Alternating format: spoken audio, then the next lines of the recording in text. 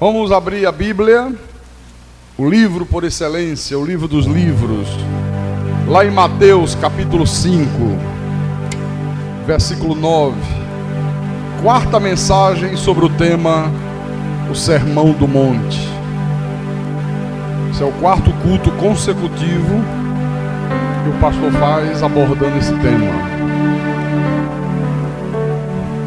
E no versículo 9 desse capítulo 5 de Mateus, Jesus disse: bem-aventurados os pacificadores, porque serão chamados filhos de Deus. Vamos orar ao nosso Deus agora, meus irmãos, para que o Espírito Santo nos dê discernimento, nos ensine, nos faça compreender a palavra com sabedoria divina. Oremos ao Senhor Deus do universo agora.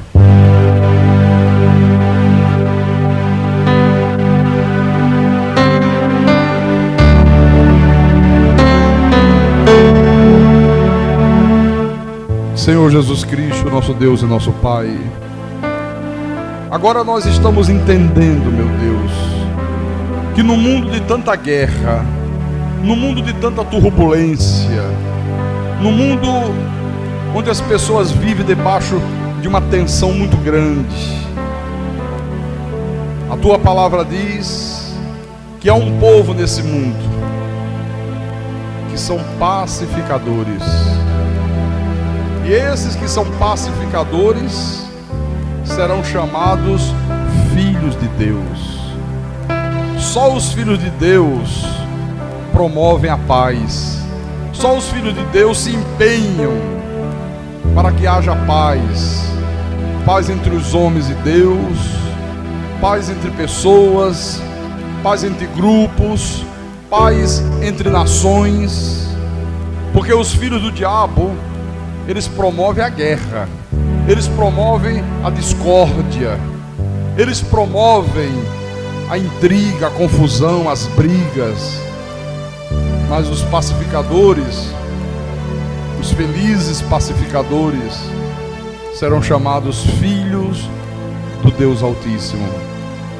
E nessa noite, meu Deus, nós queremos aprender um pouco mais sobre a Tua palavra, nós queremos compreendê-la em profundidade, porque quanto mais nós compreendemos a Tua palavra, mais maduro nós ficamos, maior é a nossa maturidade espiritual. Então fala à Tua igreja, fala aos Teus santos, fala aos Teus pequeninos, aos Teus escolhidos. Usa-me, Senhor, como instrumento da Tua vontade. Inspira-me, dá-me a capacidade, Senhor Jesus, de explanar a Tua palavra à igreja. Abre o entendimento do Teu povo, para que o Teu povo compreenda tudo que for proclamado deste altar, e que tudo seja para a Tua honra e para a Tua glória, em nome de Jesus. Que todo o povo de Deus que crê diga amém e amém. Diga graças a Deus.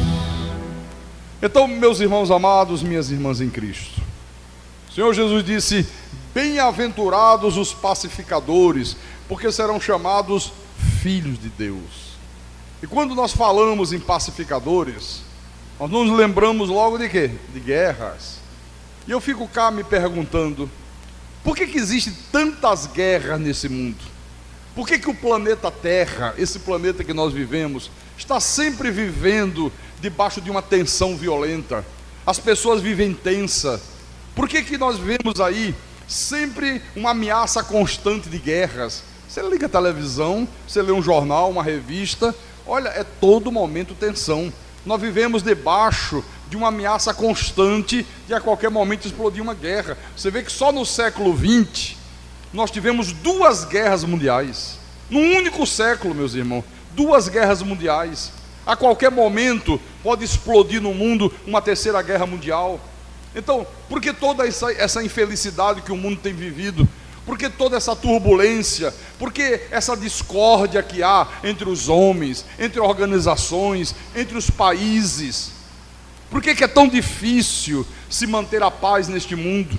Por que todos os esforços que os líderes políticos, que os governantes têm feito para promover a paz entre as pessoas, para promover a paz entre as nações, fracassam sempre.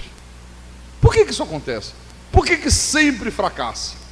Olha, a resposta para todas essas perguntas é que o problema todo está no coração do homem. Você lembra do culto passado? Nós falamos aqui que o coração não é esse músculo que bombeia o sangue. Quando a Bíblia fala, Jesus disse aqui, no versículo 8, bem-aventurados os limpos de coração, porque verão a Deus, verão Deus se manifestar, verão Deus atender orações, cumprir promessas, né? Então, esse coração é o caráter do homem. O problema está no caráter do homem, do coração do homem, do caráter do homem. O Senhor disse, é que procedem os maus pensamentos, os homicídios, os adultérios, né? A fornicação.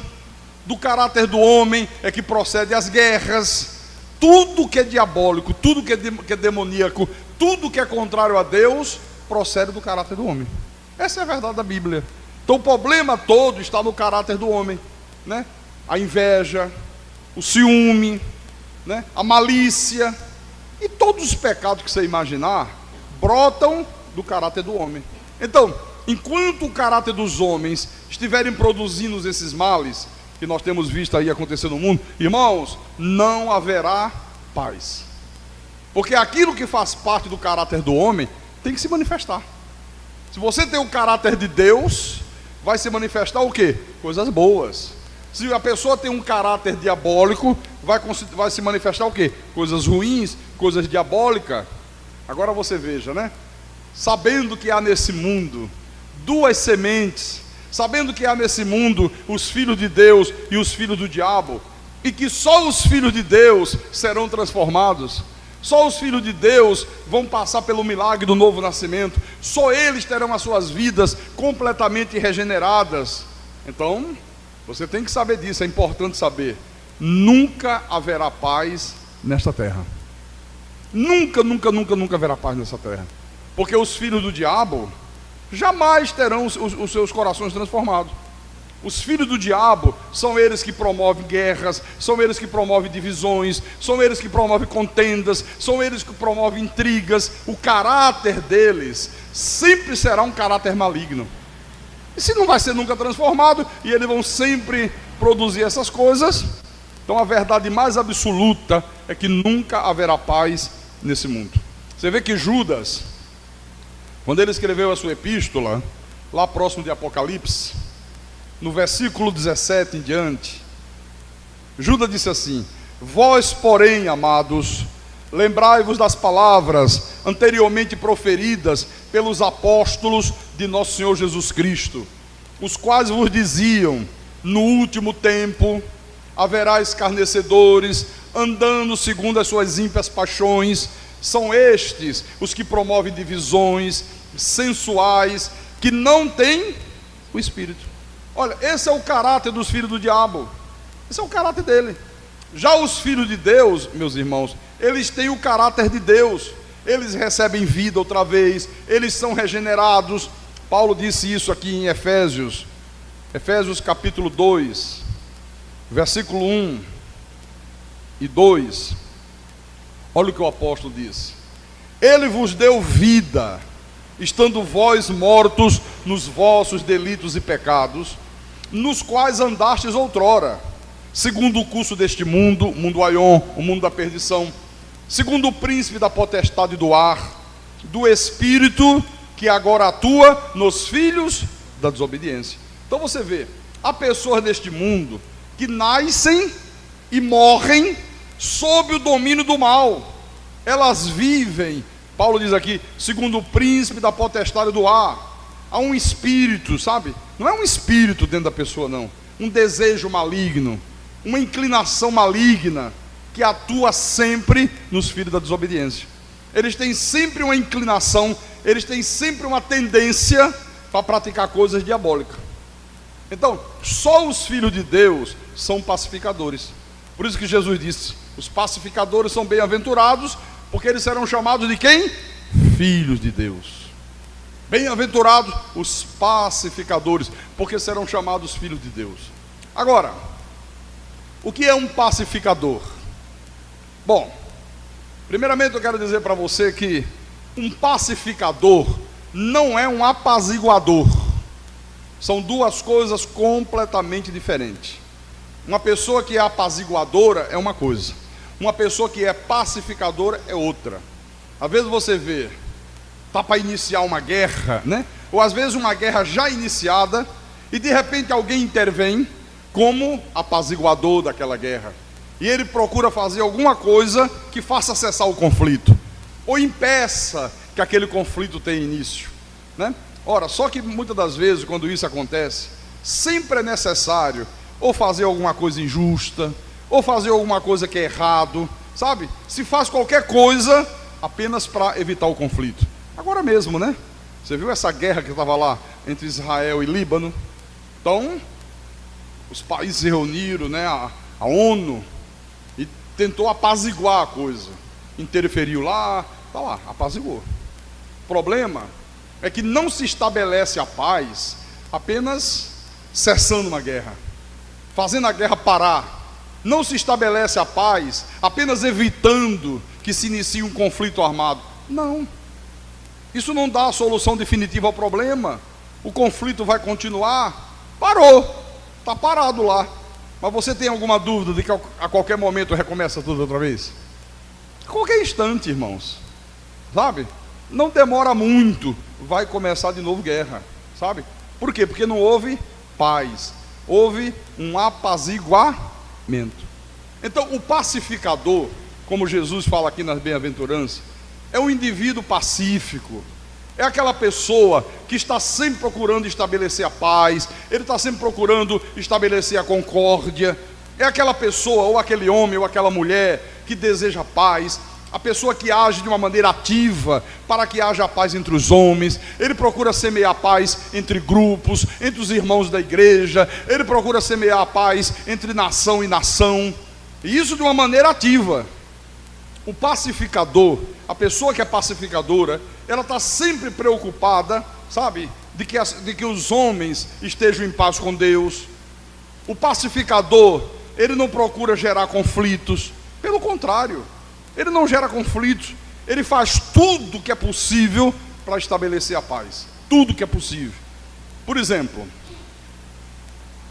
o pacificador é uma pessoa que já aprendeu que não deve falar o que não, que ele não deve falar o que não deve. Não pode falar o que não deve. Não pode falar o que não deve. Já aprendeu isso? Eu não devo falar o que não posso falar o que não devo. Porque olha, se todos nós, sem exceção, tivéssemos o cuidado de controlar a língua, olha como diminuiria os conflitos, como diminuiria as discórdias, como diminuiria as intrigas, o conflito entre as pessoas.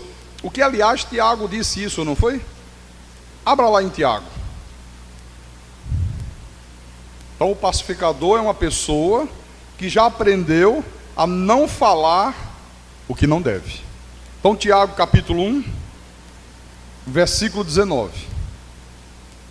Ele diz assim: sabeis estas coisas, meus amados irmãos.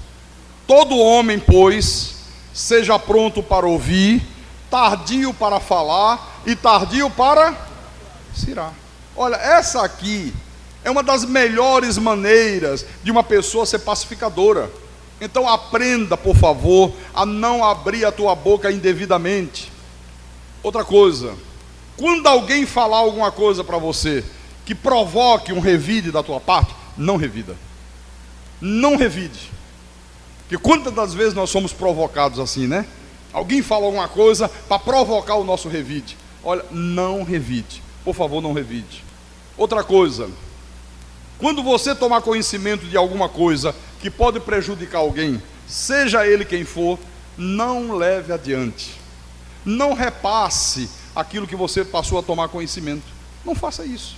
Isso é que gera conflitos, isso é que gera intriga, isso é que gera discórdia, isso é que gera confusão entre as pessoas.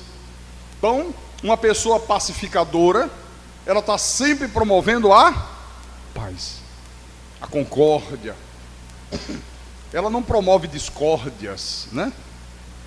ela não gera conflitos, sabe? Ela não fala o que não deve. Quando alguém agride, ela não revida. Ela é uma pacificadora. Ela faz tudo para semear a paz entre os homens, porque tem gente que não se controla, né? Tem gente que se falar um pouquinho assim, olha, já vem um revide de lá, vem com aquela pessoa que diz assim, ó, comigo é assim, pode vir quente que eu estou fervendo. Se vier com uma pedra eu pego logo 10. Isso não é pacificador de nada, sabe? Então, bem-aventurados os pacificadores, porque serão chamados filho de Deus. Olha, todo filho de Deus é um pacificador. Ele semeia a paz, sabe? Ele não semeia discórdia, ele não semeia contenda, porque às vezes é assim, ó. Vamos imaginar que eu dei uma bronca no Éricles, né? Ou justamente ou injustamente, não importa. Aí vamos imaginar que essa menina aqui chega para ele, poxa, rapaz, e você fica calado, você aguenta isso, é? Ah, eu no teu lugar reagia. Eu no teu lugar não aceitava isso não. Você está compreendendo? Olha, semeando a discórdia, botando fogo, botando lenha na fogueira. O outro recebeu a repreensão na dele, com humildade, ficou na dele. Mas vem alguém de lá e quer fazer com que ele revide a repreensão, sabe? Então uma pessoa que age assim não é de Deus, não tem absolutamente nada a ver com Deus, sabe? Um dia eu estava aqui pregando na igreja e eu dei um exemplo na época. Eu disse assim, ó, dentro do contexto da palavra, né? Eu digo, por exemplo, às vezes tem pessoas que saem da igreja, falam mal da igreja, falam mal do pastor, falam mal de todo mundo, aí depois volta, e quando volta, já quer no primeiro dia estar em cima do altar, já quer estar no louvor. Eu digo, não pode ser assim. Ela pode voltar, não tem problema nenhum, mas ela tem que readquirir a confiança perdida. Ela perdeu a nossa confiança, tem que readquirir. E eu falei assim, a pessoa não estava aqui presente, por isso que eu falei. Eu digo, por exemplo, eu falei assim, não sei se o Érico estava ali, eu digo, por exemplo, aquela irmã, lembra? Saiu, voltou, tal, né? Tem uma pessoa assistindo o culto aqui, que quase nunca vem à igreja, vem uma vez no ano, e nesse dia estava na igreja. Aí quando foi no outro culto, a pessoa estava de novo, aí a pessoa veio, disse que esperou ali na porta. Disse, como é que você fica numa igreja dessa? Pastor meteu o pau em você no culto passado. Você vê? Né? Eu não meti pau em ninguém, nem citei nome. Eu só dei um exemplozinho assim, en passant. Mas você vê como uma pessoa maligna age, uma pessoa diabólica age. Olha, pastor, ela, uma pessoa de Deus, né? Primeiro nem comentaria. E se comentasse dizia, poxa, né? Eu daria um bom conselho, uma coisa que não irritasse a pessoa, mas infelizmente é assim. Mas vamos voltar lá, vamos lá em Mateus 5.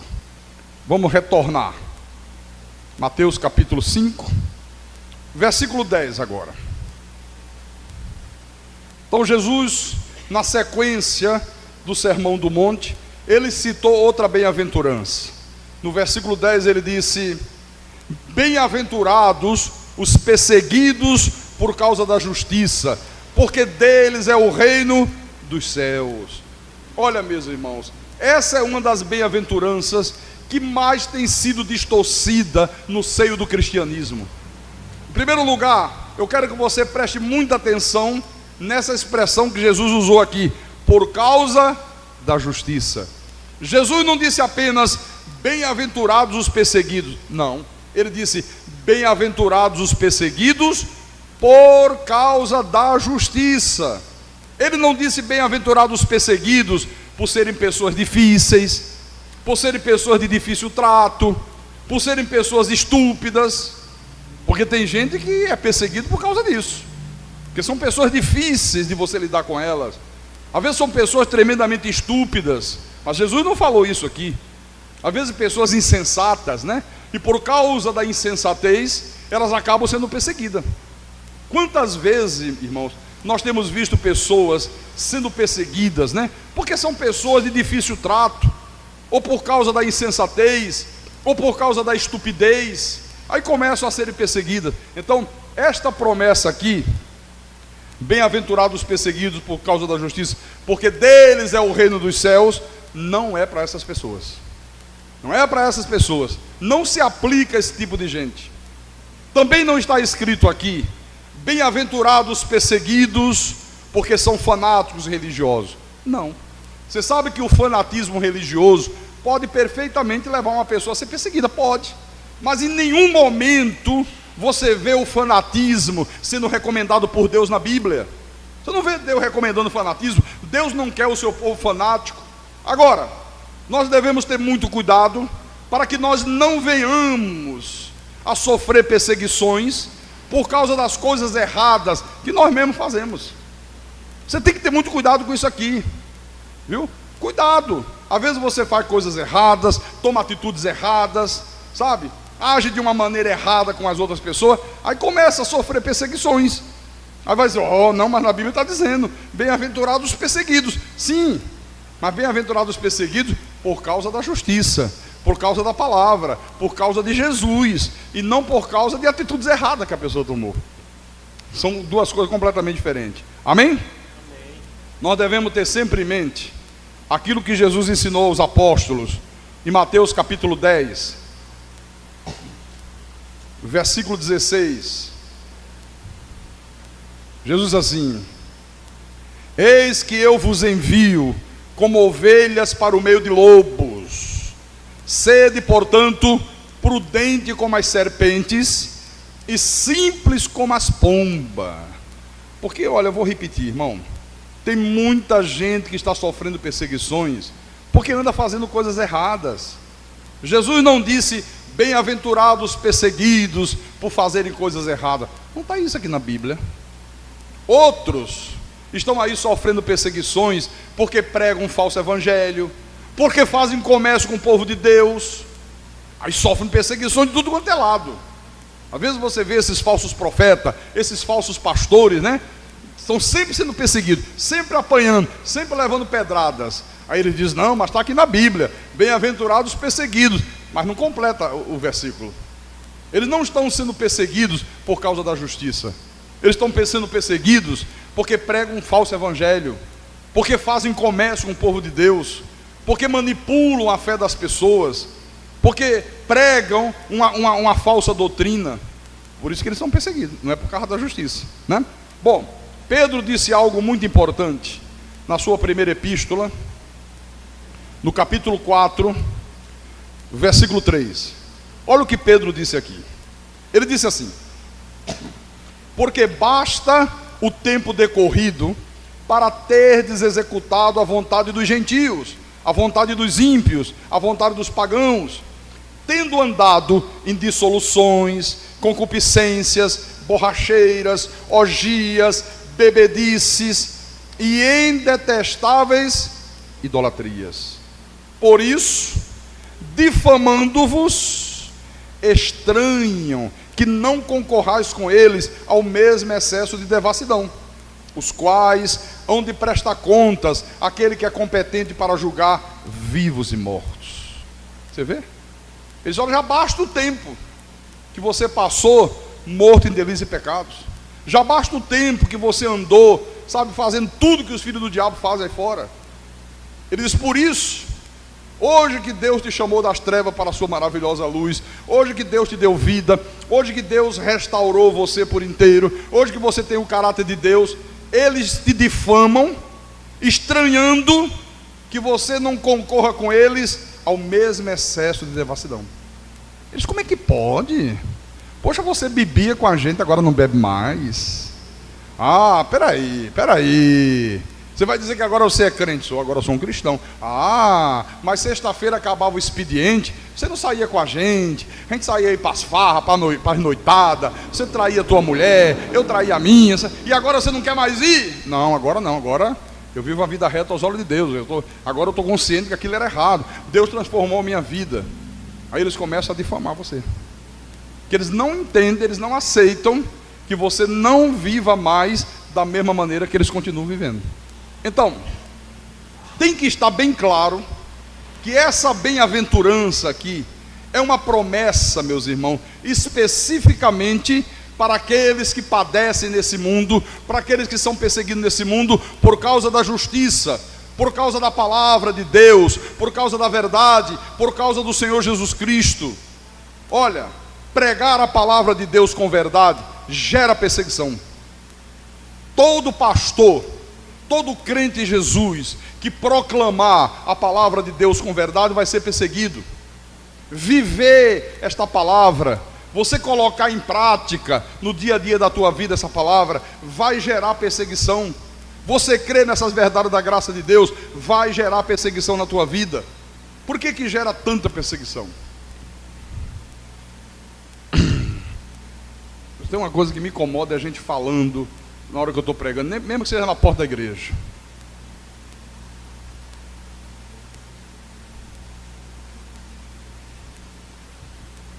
Por que que gera perseguições, pastor?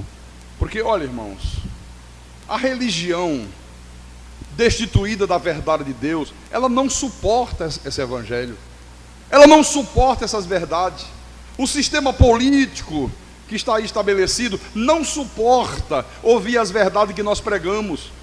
Então, se eles não suportam a verdade, o que é que eles vão fazer? Eles vão se lançar com toda a fúria contra aqueles que pregam a verdade de Deus, contra aqueles que vivem a verdade de Deus. Essa é a grande realidade. Ontem o irmão falou comigo no gabinete pastoral, irmão do seminário, disse: pastor, olha que problema. Minha esposa trabalha, arranjou emprego, está trabalhando na casa de um casal crente. Não vou dizer qual é a igreja, viu? Por favor, não peça para eu falar que é da Assembleia de Deus, que eu não vou dizer, viu? Porque eu não gosto de falar. Então, e é o casal, e tem um cunhado que é presbítero da igreja. E ele disse: pastor, olha, diz, o que se fala de imoralidade na casa, o que se fala de sexo, sabe, de coisas sujas, ficam na internet, sabe, procurando sites de sexo, alugam fitas de filme pornográfico. E a esposa dele disse que um dia chamou a mulher e disse: minha irmã, você não é crente, isso não pode. Olha, você fala coisas horríveis aí, o que vocês fazem, o que vocês não deixam de fazer, a tua intimidade com o teu marido, você conta para todo mundo, você conta até para o teu cunhado. Ela disse: não, tem sim, isso é pecado. Não, mas Deus perdoa. Deus perdoa. Aí passou um tempinho, chamou a mulher de novo, queria conversar pornografia. Aí ela recriminou. Ela disse: ó, se você ficar com muita santidade, eu te mando embora. Se ficar com muita santidade, eu te mando embora do emprego. Você vê como é que é? Gera perseguição. Há um exemplo que eu considero muito emblemático, que está no livro de Lucas, vamos vê-lo, capítulo 3. Lucas capítulo 3, versículo 18 em diante. Está falando aqui de João Batista.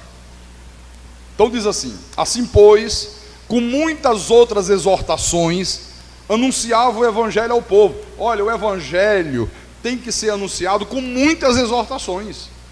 Tem gente que detesta a exortação. Não dava para o pastor pregar sem ficar toda hora exortando, toda hora falando que não é para faltar culto, toda hora falando que não é para fazer isso, que não é para fazer aquilo, porque incomoda quem está errado, né? Então João disse: não, ele com muitas exortações anunciava o evangelho ao povo. Mas Herodes, o tetrarca, sendo repreendido por ele, por causa de Heródias, mulher de seu irmão, e por todas as maldades que o mesmo Herodes havia feito, acrescentou ainda sobre todas a de lançar João no cárcere. Quer dizer que ele teve a ousadia, a coragem, a intrepidez de se dirigir ao rei Herodes, aqui ó, e repreendê-lo, dizendo: olha, você é o rei, mas você está fazendo muita coisa errada, rapaz. Você está fazendo coisa aí que é do diabo, você está fazendo coisa que Deus abomina. E outra coisa, você ainda quer ficar com a mulher do teu irmão? Aí o rei disse: como é que é a história, rapaz? É isso mesmo. Então vou praticar mais uma maldade, vai para a prisão. Bota João na prisão. Lançou João no cárcere. Agora veja em Mateus capítulo 14. Mateus 14, versículo 3 em diante. Porque Herodes, havendo prendido e atado a João, o metera no cárcere, na prisão, por causa de Heródias, mulher de Filipe, seu irmão. Pois João lhe dizia: não te é lícito possuí-la. O cara queria pegar a mulher do próprio irmão. Olha só. Aí João foi lá e disse: olha, isso não é lícito, é errado. Você não pode fazer isso. Você não pode pegar a mulher do teu irmão. Que história é essa? Era o rei, viu? Ô João corajoso, né? Versículo 5. E querendo matá-lo, temia o povo, porque o tinham como profeta. Ora, tendo chegado o dia natalício de Herodes, dançou a filha de Heródias diante de todos e agradou Herodes, pelo que prometeu com juramento dar-lhe o que pedisse. Então, ela, instigada por sua mãe, disse: dá-me aqui num prato a cabeça de João Batista. Um depravado botou o olhão na sobrinha e disse: oh, coisa boa. Oh, que coisa. Olha, menina, o negócio é o seguinte: peço o que você quiser que eu te dou. Já imaginou qual era a intenção que ele tinha, né? Você pedir, eu te dou. E a mãe, incomodada porque João Batista interferiu no relacionamento que os dois estavam querendo ter, incentivou a própria filha a pedir a cabeça de João Batista num prato, numa bandeja. Aqui, ó. Que coisa, né? Dá-me aqui num prato a cabeça de João Batista. Você não falou que o que eu pedi você dá? Pô, perfeitamente. Entristeceu-se o rei, mas por causa do juramento e dos que estavam com ele à mesa, determinou que lá dessem, e deu ordens, e decapitou a João no cárcere. E foi trazida a cabeça num prato, e dada à jovem, que a levou à sua mãe. Então vieram os seus discípulos, levaram o corpo e o sepultaram. Depois foram e o anunciaram a Jesus. Que coisa, hein? Mandou decapitar João na prisão. Arrancaram-lhe a cabeça, botaram numa bandeja e trouxeram para a depravadinha lá, né? Bom, Jesus também alertou sobre isso no livro de João. João capítulo 16, versículo 1 em diante. Olha o que Jesus disse: Tenho-vos dito estas coisas para que não vos escandalizeis. Eles vos expulsarão das sinagogas, mas vem a hora em que todo o que vos matar julgará com isso tributar culto a Deus. Isto farão porque não conhece o Pai nem a mim.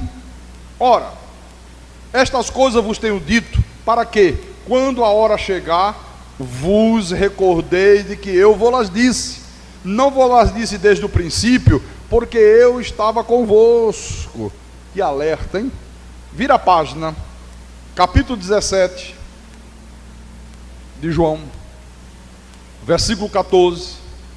O Senhor diz assim: eu lhes tenho dado a tua palavra, e o mundo os odiou, porque eles não são do mundo, como também eu não sou. Olha, irmãos, se você for uma pessoa justa, inevitavelmente você será perseguida. Pastor, o que é ser justo, pastor? É ser semelhante a Jesus. Ser justo é ser uma pessoa que pratica a palavra, sabe? Que coloca a palavra em prática, independente da situação, das circunstâncias, independente das consequências. Por isso que ele diz: bem-aventurados perseguidos por causa da justiça, por viver a palavra, por serem semelhantes a Jesus, serão perseguidos. Aqui no capítulo 15 de João, volta um pouco atrás. João capítulo 15, versículo 18. Jesus disse assim: se o mundo vos odeia, sabei que primeiro do que a vós outros, me odiou a mim. Se vós fosseis do mundo, você sabe que é o mundo Aion, o mundo da perdição, o mundo dos filhos do diabo. Se vocês fossem do Aion, do mundo, o mundo amaria o que era seu. Como todavia não sois do mundo, pelo contrário, dele vos escolhi, por isso o mundo vos odeia. Lembrai-vos das palavras que eu vos disse: não é o servo maior do que o seu senhor. Se me perseguiram a mim, também perseguirão a vós outros. Se guardaram a minha palavra, também guardarão a vossa. Paulo ratifica isso na segunda epístola que Paulo escreveu a Timóteo, que foi a última epístola que Paulo escreveu, já dentro de um cárcere, já dentro de uma prisão. 2 Timóteo capítulo 3, versículo 12, olha o que o apóstolo São Paulo diz: ora, todos quantos querem viver piedosamente em Cristo Jesus serão perseguidos. Todos que quiserem viver piedosamente, todos que quiserem viver de acordo com a palavra, todos que quiserem viver semelhante a Jesus serão perseguidos. Lembre-se do exemplo de Abel. Lembra? Foi perseguido pelo irmão até que o irmão o matou. Davi foi violentamente perseguido por Saul. Saul perseguiu violentamente, né? Tem um exemplo aqui no Velho Testamento que eu acho também muito bom, que é o exemplo de Daniel. Eu queria que você abrisse a tua Bíblia lá em Daniel capítulo 6. Olha que coisa interessante isso aqui, porque isso é um exemplo, irmãos, que serve para todos nós hoje, viu? Preste atenção nesse exemplo aqui. Diz assim: pareceu bem a Dário era o rei, constituir sobre o reino a 120 satrapas que estivesse por todo o reino, e sobre eles 3 presidentes, dos quais Daniel era um, aos quais este satrapa desse conta, para que o rei não sofresse dano. O rei resolveu, vamos trazer isso para o dia de hoje, constituir 120 deputados sobre o reino. Ele fala 120, e desses 120, eu vou escolher 3 homens que serão o cabeça deles, terão autoridade sobre eles, né? Dentre esses 3, um era Daniel. Então, o mesmo Daniel, estou lendo o versículo 3, se distinguiu destes presidentes e satrapas, porque nele havia um espírito excelente, e o rei pensava em estabelecê-lo sobre todo o reino. Daniel se distinguiu, se destacou. O rei observando, nessa época aqui, né? Qualquer semelhança com os dias de hoje não é mera coincidência, viu? Havia corrupção, sabe? Eles estavam roubando, eles estavam fazendo tudo que não prestava no reino. E o rei, quando olhou, disse: puxa vida, continua a ladroagem, continua os sanguessuga, continua os mensaleiros, o mensalão, continua todo mundo roubando aí, mas esse Daniel, olha, que homem íntegro, que homem de um caráter, viu? Exemplar. Ele não se envolve, sabe? Ele combate a roubalheira, ele não se mistura com a turma. Sabe de uma coisa? Eu estou pensando em colocar Daniel como o meu braço direito, a minha segunda pessoa. Estou pensando em dar autoridade maior a Daniel. Aí os outros, né, quando ouviram isso, olha o que aconteceu. Leia o versículo 4. Então, os presidentes e os satrapas procuravam ocasião para acusar Daniel a respeito do reino, mas não puderam achá-la, nem culpa alguma, porque ele era fiel e não se achava nele nenhum erro, nem culpa. Começaram a dizer: bom, tem que achar um defeito nesse cara, tem que ter uma falha nesse homem, ele deve estar fazendo alguma coisa também errada aí, em relação ao reino, que ninguém está sabendo. Vamos descobrir, para mostrar para o rei que ele é igual a gente. Ele não é santinho, ele não é direitinho, ele é igual a gente. Só que não puderam achar nenhuma culpa, nenhuma falha, porque ele era fiel ao rei e ele era fiel a Deus. Não se achava nele nenhum erro e nem culpa. O problema é que essa postura reta, essa postura honesta de Daniel, deixou aqueles homens profundamente incomodados. Profundamente incomodados. Então você veja, Abel, Davi, o apóstolo São Paulo, todos eles foram homens justos, absolutamente justos, e todos eles experimentaram perseguição.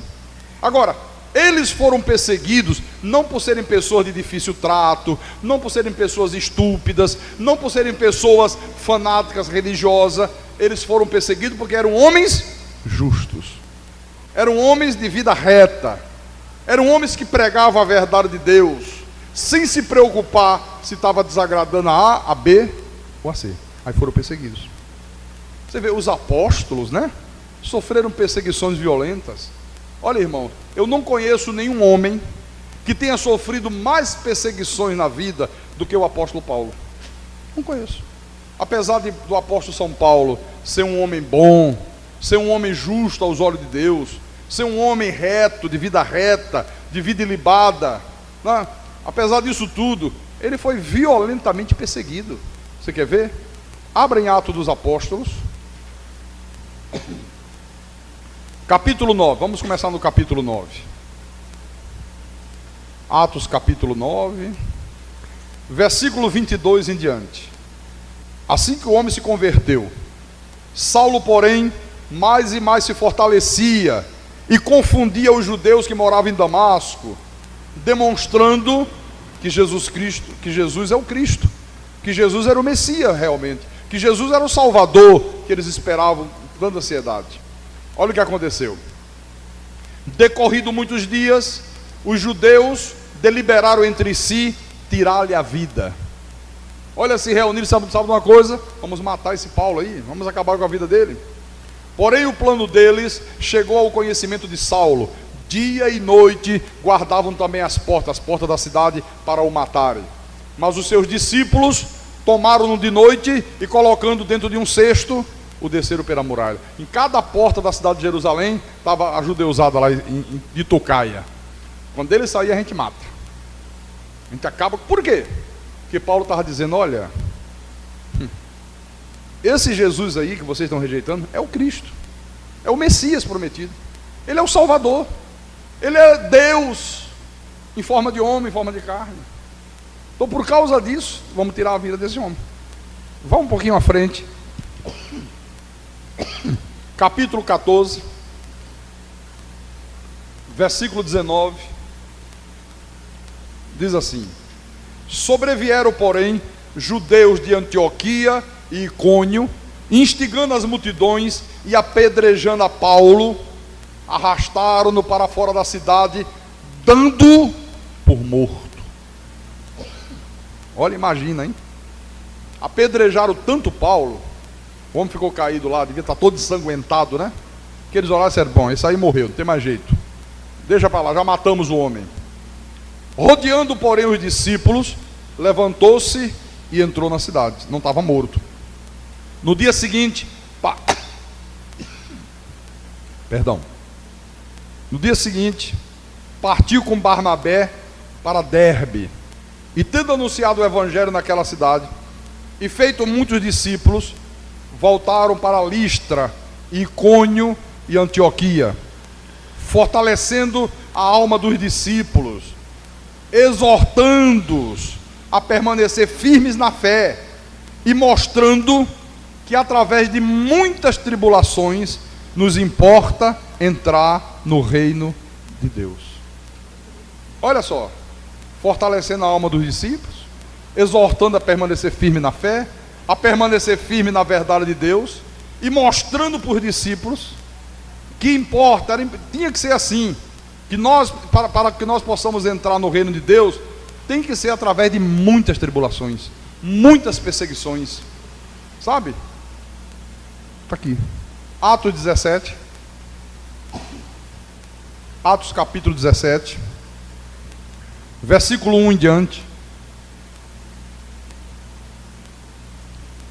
diz assim: tendo passado por Anfípolis e Apolônia, chegaram a Tessalônica, onde havia uma sinagoga de judeus. Paulo, segundo o seu costume, foi procurá-los, e por 3 sábados arrazoou com ele acerca das Escrituras, expondo e demonstrando ter sido necessário que o Cristo padecesse e ressurgisse dentre os mortos. E este, dizia ele, é o Cristo, Jesus, que eu vos anuncio. Alguns deles foram persuadidos e se uniram a Paulo e Silas, bem como numerosa multidão de gregos piedosos e muitas distintas mulheres. Versículo 5. Agora vem o problema. Os judeus, porém, movidos de inveja, quer dizer que eles tinham inveja de Paulo. Eles diziam: como é que pode? Esse Paulo prega coisa aí que nós não sabemos pregar. Esse Paulo tem uma sabedoria que nós não temos. Ele fala coisas de Deus para o povo que nós não sabemos falar. Ele compreende, sabe, as coisas profundas do Espírito, e ficavam com inveja de Paulo. Então, movido de inveja, trazendo consigo alguns homens maus dentre a malandragem. Olha o que é que não faz o fanatismo religioso, hein? Foram lá no meio da malandragem. Vamos lá no Oitão Preto, pegar os bandidos, os traficantes, a turma violenta, e vamos dar uma pisa naquele pastor que pega a predestinação. Foi isso que eles fizeram. Foi exatamente isso que os judeus fizeram daqui, ó. Ajuntando a turba, alvoroçaram a cidade e, assaltando a casa de Jason, procuravam trazê-los para o meio do povo. Então Paulo sabia, por experiência própria, o que era ser perseguido por causa da justiça. Esse sabia. Paulo, ele experimentou na sua própria carne. Agora, vamos voltar lá em Mateus 5. Vamos voltar.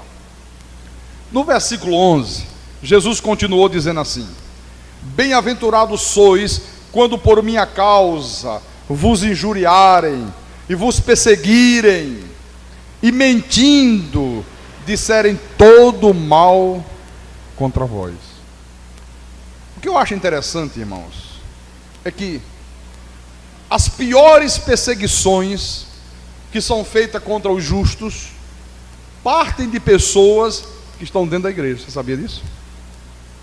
As piores perseguições que o povo de Deus sofre, que o profeta de Deus sofre, parte de pessoas que estão dentro da igreja, dentro do templo, né?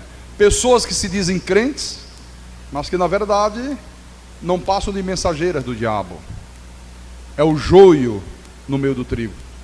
As piores perseguições que eu já passei na vida, nesses 11 anos que eu prego a graça de Deus, não foram de pessoas lá de fora. Não foi de macumbeiro, não foi de gente do candomblé, não foi dos ateus. As piores perseguições que eu já sofri, as maiores injúrias, as maiores calúnias, foram de pessoas que estão dentro dos templos, pessoas que se dizem crentes em Jesus Cristo.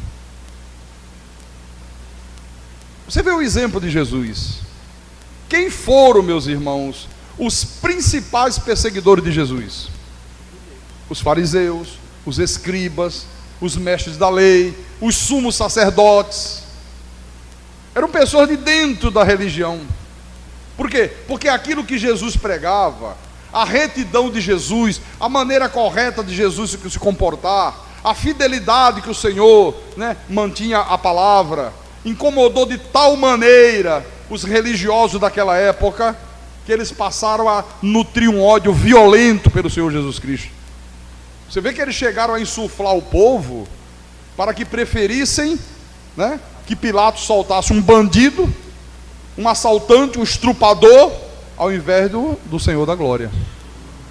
Na época da Páscoa era comum soltar um preso, e eles conseguiram fazer a cabeça do povo, e Pilatos disse: quem é que vocês querem que eu solte? Hoje eu vou soltar um preso. Vocês querem que eu solte Jesus?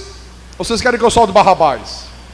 Jesus era um homem bom, íntegro, fiel. E o povo de cabeça feita: queremos Barrabás. Preferiram um bandido ao invés do Senhor da glória. Então, eles odiaram violentamente a Jesus, mesmo Jesus sendo um homem bom, mesmo Jesus sendo um homem santo, mesmo Jesus sendo um homem tremendamente amoroso. E é por isso que nós vemos aí homens bons, homens justos, homens amorosos, sendo violentamente perseguidos, na grande maioria das vezes, por pessoas que se intrometem dentro do ambiente da igreja. Nós já tivemos gente aqui que já aprontou coisa, meu irmão, você não faz ideia, que graças a Deus já não estão mais aqui, sabe? Gente que vem, entra, parece ser de Deus, aí lá na frente mostra as garras de lobo, vem com a fantasia de ovelha, sabe? Mas tem uma hora que as atitudes, não é de ovelha, é de lobo. Então a história mostra, é só você ver, que as maiores perseguições não vêm de fora, vêm de dentro das próprias fileiras da igreja. Por isso que eu dei esse exemplo de Jesus. Ele foi perseguido por pessoas do ambiente religioso. pelos religiosos, os líderes da religião judaica, os sumos sacerdotes, era que perseguiram. Quem é que mais me persegue hoje? Que me chama de herege, de falso profeta, inventam calúnias tremendas sobre... De vez em quando me contam coisas que eu digo, Deus do céu, falaram isso? Falaram. Pastores, quer dizer, entre aspas, gente usando título de pastor, sabe? Que se sente profundamente incomodado com essa verdade da Bíblia. Porque hoje, irmãos, existe muita mentira no mundo religioso, existe um falso evangelho, existe aí um monte de gente levando ensinamento para as pessoas que não estão contidos dentro desse evangelho da graça de Deus. Então essas pessoas que promovem esses falsos ensinamentos e aqueles que abraçam esses falsos ensinamentos, olha, eles logo começam a perseguirem, sabe, aqueles que estão pregando a verdade, aqueles que estão vivendo uma vida de sinceridade, aqueles que estão seguindo verdadeiramente ao Senhor Jesus Cristo. Eu digo uma coisa para você: o falso crente é o pior inimigo da verdade sagrada, irmão. O pior inimigo da verdade de Deus não é o macumbeiro, não é o candomblessista, não é o ateu. O pior inimigo da verdade sagrada é o falso crente. Esse é o pior inimigo. Esse é o que causa o maior problema. Aliás, Jesus fez um alerta importante, né, a determinados indivíduos, que eu quero mostrar para você aqui. Abra em Lucas aí. Lucas capítulo 6, versículo 26. Isso aqui é muito interessante. Ele estava falando com os falsos líderes espirituais, os falsos pastores, né? Então ele disse assim, capítulo 6 de Lucas, versículo 26: ai de vós, quando todos vos louvarem, porque assim procederam seus pais com os falsos profetas. Olha o alerta. Atenção, Erics que prega, Márcio que prega, outros aqui na igreja que pregam. Irmão João, olha o alerta. Esse alerta não é para nós não, para eles. Ai de vós, quando todos vos louvarem, porque assim procederam seus pais com os falsos profetas. Porque olha só, será que hoje a ideia que se tem não é de que o pastor perfeito, né, é sempre aquele que é muito popular, é sempre aquele que passa a mão na cabeça de todo mundo, é sempre aquele que não ofende a ninguém, que não chama a atenção de ninguém, que deixa a coisa correr frouxa, aquele que procura derramar simpatia? Olha, mas é muito simpático, oh, que coisa boa, e fica todo mundo louvando. Não é essa a ideia que você tem. Esse é que é o pastor legal. Esse que é esse pastor Carlos aí, não, esse aí é chato demais.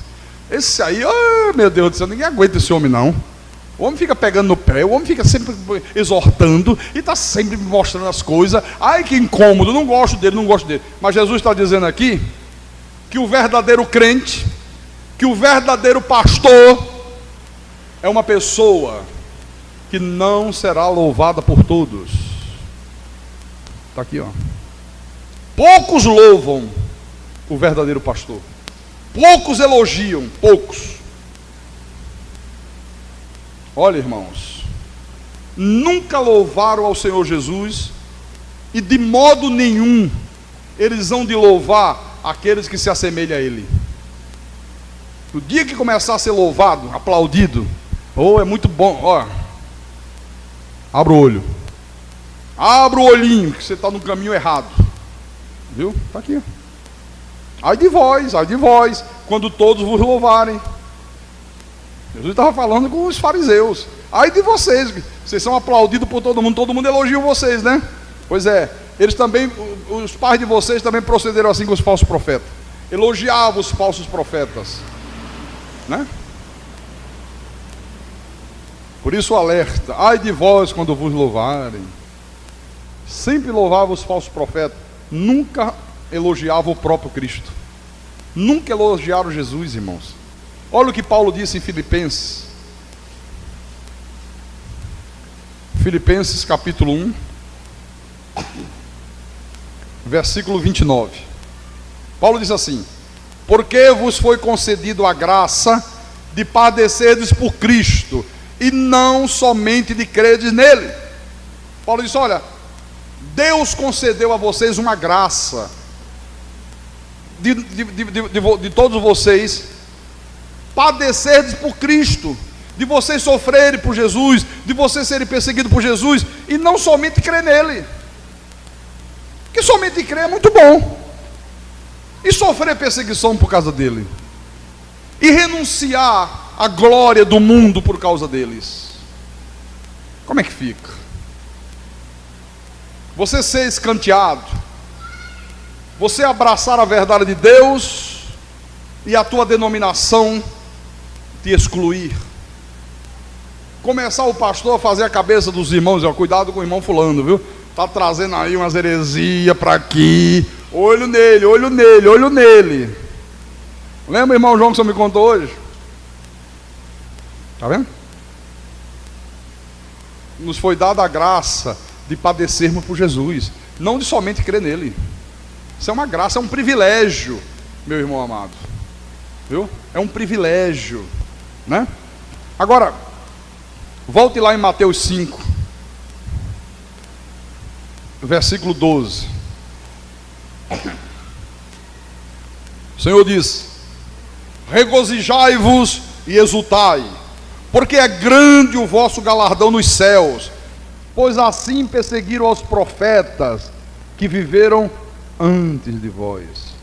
Quer dizer que, se você for perseguido injustamente por causa da verdade de Deus, então você pode ter certeza que você é semelhante aos profetas, que foram homens seletos, sabe, homens escolhidos a dedo, né, pelo próprio Deus, servos de Deus selecionados. Você é semelhante a eles. E eu quero terminar com as palavras do apóstolo São Paulo, na segunda epístola aos Coríntios, segunda aos Coríntios, capítulo 4, versículo 17 e 18. Eu tenho um irmão que é pastor no Rio de Janeiro, da Assembleia de Deus, sabe? Ele se tornou pastor entre aspas, sabe? Faz uns 8 anos para cá. Aí ele diz assim, de vez em quando, quase nunca a gente consegue conversar, porque quando ele liga para mim é só falar bobagem. Aí eu começo: meu irmão, está errado, irmão.